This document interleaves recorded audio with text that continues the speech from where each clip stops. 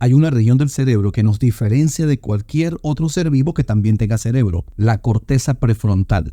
Esta es la que nos hace superiores a todos los seres vivos sobre el planeta. ¿Y qué tiene de especial como para que nos haga superiores a cualquiera de las razas o de las especies? Bien, aun cuando hay otros cerebros que tienen corteza, estas no se han desarrollado o han evolucionado del mismo modo que ha evolucionado la corteza cerebral de los seres humanos. A diferencia de los perros, los monos, los delfines, que tienen un cerebro y un cerebro con corteza, los seres humanos somos los únicos que, hasta donde sabemos, hemos desarrollado la capacidad de procesar la información haciendo uso de los recursos cognitivos. Por ejemplo, nosotros tenemos la capacidad de reconocer a otra persona cuando la vemos. También podemos identificar, reconocer, recordar una cosa, un lugar, no solo por su apariencia, sino por su textura, por una imagen que proyecta, por un color, por un olor, por un sabor. Esto es lo que llamamos náuseas. Y nuestro cerebro nos permite tener náuseas visuales, olfativas, gustativas, sensoriales, kinestésicas, etc. Si alguien que esté cerca de ti toma una fruta y la parte en dos, solo por percibir el olor, su fragancia, su aroma, podemos saber que se trata de una piña o de una guayaba o de una naranja. Eso es una náusea olfativa. Vemos una fotografía, vemos un video y de inmediato reconocemos que un día estuvimos allí. Decimos, oye, yo un día fui a ese lugar. Hace como 5 o 8 años en mis vacaciones yo estuve allí, yo estuve en esa playa o yo estuve en esa montaña. Identificamos de manera inmediata por lo que estamos viendo, lo identificamos, sabemos lo que es, sabemos de qué se trata. Bueno, esos son náuseas visuales. Estamos hablando de recursos cognitivos que hasta donde sabemos, solamente el ser humano tiene la capacidad de hacer uso eficaz y eficiente de ellos. Gracias a este tipo de funciones como las náuseas podemos reconocer, podemos diferenciar entre una persona y otra, un lugar y otro. Escuchamos a alguien que dice nuestro nombre y sabemos de quién se trata, sabemos que es mamá o que es un hermano, que es el vecino que nos está llamando. Identificamos la voz, una náusea auditiva que nos dice esa es tu mamá o ese es tu papá o ese es tu hermano el que te está llamando.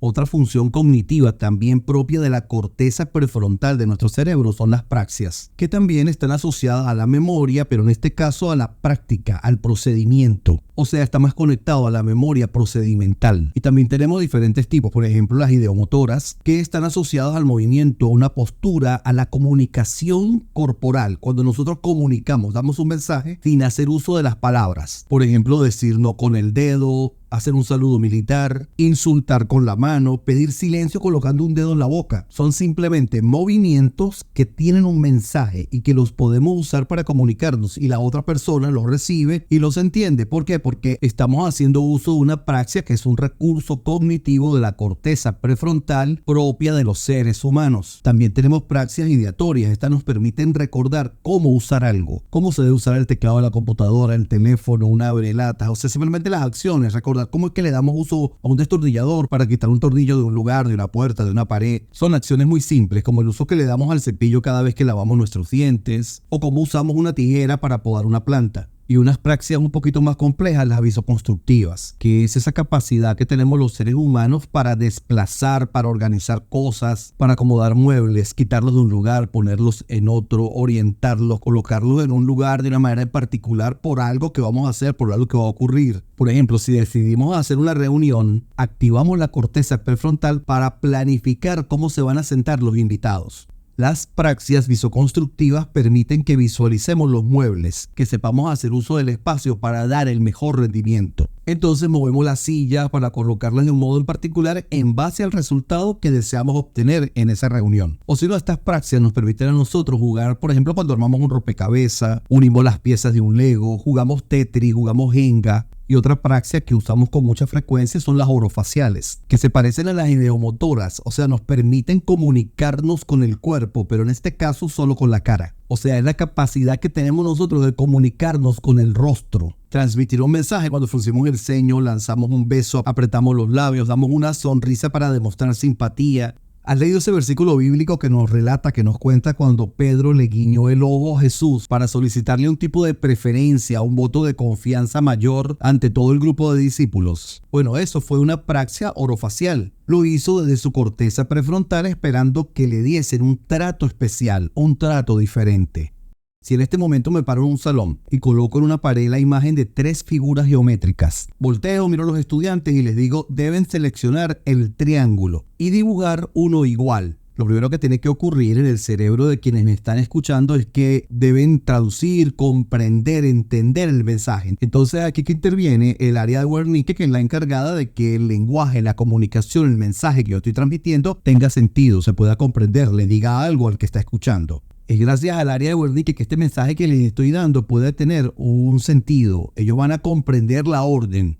Entonces el ojo capta las imágenes, obviamente va a ir al lóbulo occipital. Pero la corteza prefrontal, cuando ve las imágenes, el conjunto de figuras expuestas comienza a trabajar para poder clasificar y saber cuál es el triángulo. Yo no solo les dije que tenían que ver las imágenes, seleccionar el triángulo, sino que tenían que dibujar un triángulo igual al que les estaba mostrando. Para dibujar debo hacer movimientos musculares voluntarios con mis dedos, mi mano, mi brazo. Y este trabajo se va a ejecutar desde la corteza motora primaria. Es desde allí que yo voy a poder tomar el lápiz, trazar sobre el papel, dibujar lo que se me ha pedido que haga. Sin la participación de la corteza prefrontal, esta tarea tal vez nunca se pueda realizar, porque tenemos que hacer uso de las funciones cognitivas. Lo primero que va a hacer la corteza prefrontal es que va a usar esa habilidad de manejar nopcias visuales. ¿Cuál de esas figuras es el triángulo?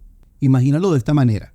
El área de Wernicke le dice a la corteza prefrontal, hey, debo hacer un triángulo. La retina del ojo toma las tres figuras, las envía al lóbulo occipital y este le dice a la corteza prefrontal, hey, ayúdame, ¿cuál es el triángulo? La corteza prefrontal hace uso de las nopcias visuales y dice, este es el triángulo. Y como hay que dibujar, la corteza prefrontal se comunica con la corteza motora primaria y le dice, mira, hay que hacer un dibujo algo igual. Desde la corteza prefrontal se está diciendo cómo se va a dibujar, qué se va a dibujar. Y la corteza motora primaria le habla a la mano para que haga los trazos y dibuje lo que se le ha pedido. Pero hay algo importante, hay que saber cómo es que se dibuja. Porque es un proceso en el que hay que tomar el lápiz, cerrar los dedos, apretar el lápiz con una fuerza en particular. También hay que hacer un poco de fuerza con el lápiz sobre el papel, no tanto porque rompo el papel, rompo el lápiz. Toda esa información tiene que estar guardada en mi cerebro. Entonces cierro los dedos, coloco la punta del lápiz sobre el papel y voy en un paso a paso, que eso es una función cognitiva, es una praxia ideatoria. Y así la corteza motora, con la ayuda de la corteza prefrontal, sabe cuáles son los pasos que se deben dar para enviar el mensaje al brazo, del brazo a la mano, de la mano a los dedos, para poder hacer el dibujo. Y a esto le sumamos la capacidad que tiene mi receptor, el estudiante, el que me está escuchando, el que está recibiendo la orden.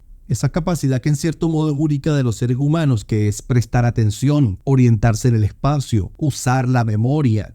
Aunque parece una orden muy sencilla, es un extraordinario trabajo en equipo que involucra gran parte del cerebro. Y todo bajo la coordinación de la corteza prefrontal. Esto es lo que nos hace superiores a otros seres que también tienen cerebro. El desarrollo de la corteza prefrontal no solo nos hace superiores a los animales, también puede hacernos diferentes, puede hacernos especiales, puede hacernos superiores en inteligencia a las personas que nos rodean, estableciendo así la diferencia que hace la diferencia. Y aquí es donde todos los que estamos involucrados en procesos educativos debemos poner nuestra atención. La enseñanza es útil porque fortalece las nopcias, las praxias, pero el estímulo correcto de la corteza prefrontal nos educa, nos moldea, nos prepara para marcar la diferencia, para conquistar el mundo, para cambiar nuestra vida, para ser diferentes y mejores de lo que fueron nuestros padres, nuestros abuelos. Cuando un educador transmite un mensaje, hay que estimular correctamente el lóbulo frontal. Y esto es posible cuando se emite un mensaje que requiere la intervención de las funciones cognitivas. Esto no ocurre cuando enseñamos para memorizar información. La magia surge cuando a la corteza prefrontal se le exige entrar en acción. Por ello, el estudiante, el aprendiz o el discípulo debe analizar, comparar, opinar, debatir, planificar, discutir, enseñar, organizar. Si al estudiante no se le da la oportunidad de que analice, compare, critique, pregunte, refute, sino que sencillamente le imponemos lo que debe creer, cómo lo debe creer y por qué debe creerlo, esto no es educación, esto se llama adoctrinamiento.